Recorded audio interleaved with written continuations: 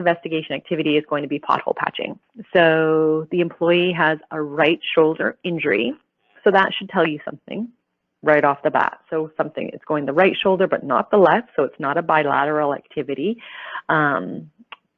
Or the way the work method is, the work method's requiring more of the right shoulder than it is the left. It should also start the questioning of what measurements I need to take for a shoulder injury. The description of the task is, as I said, it's pothole patching. The hours are 10-hour days. They do it 2 to 3 times a week, and it's seasonal. They don't typically do as much of it in the winter time. So that's basically all we know once the person kind of puts the claim in, and that's the injury, the investigation, or the report in that we're going to do. And now we have to figure out more information on that. So what does that look like? So as we go through our fishbone causal factors, first off, the environment. There's outside conditions that may not be pleasant. We may have rain, we may have sleet, we may have hot temperatures, which may come with different issues. We have the whole temperature factor when we talk about one of the hazards being cold. Definitely that may come into place. Our terrain may be rough, it may be imbalanced, and we may not have the best lighting. We may be working, day versus night, or summer versus fall, where our daylighting hours are less, shall we say, as we're getting into that season right now. As we go through our process, we're going to want to find out information on what's the operating procedure for loading, what's the operating procedure for patching, what's our we have 10-hour days. What's our operating procedure for tamping? Is there tamping? From the experience that we have doing pothole patching in, assessments, there's some people that are like, no, we don't even carry around a tamper. We just use the wheels of our car and drive over it. And then you have other organizations that are like, no, we use a tamper. So how much repetition is that? How many loads are required per pothole? How many potholes are they doing a day? All of these things kind of come out during your process investigation on that causal factor. And then we can get into your materials. For instance, I say for instance, but nothing's happening. Did you know that there are a variety of different pothole patch mixes? There's ones that have more asphalt, ones that have more stone, ones that have more tar.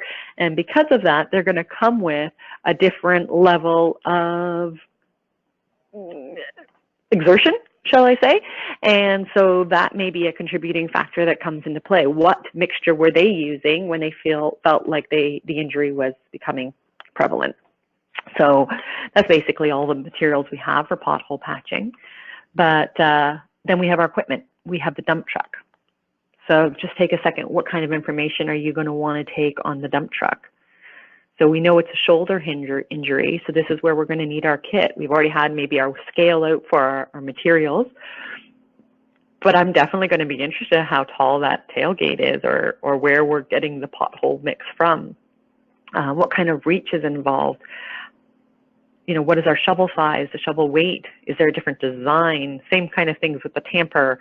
Do we even have a tamper? So all of these things kind of are coming in, and these ones are requiring, this is where you can take just general information and start putting in and depositing your objective information. So taking, for instance, just these bullet points, but adding weights, reaches, all of those things that we're going to need for the MSD hazard investigation.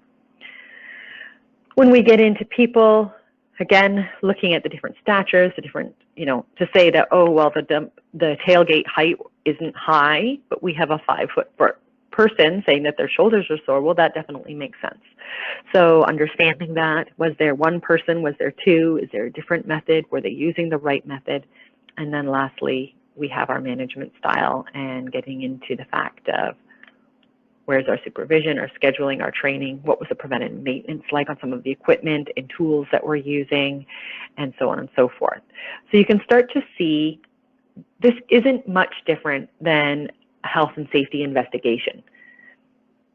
The thing that I'm most stressing is that most of us, at least in my experience from the clients that I've worked with, do not go into this detail when we're discussing MSD injuries. We don't necessarily dig down as deep as all of this for some of these injuries.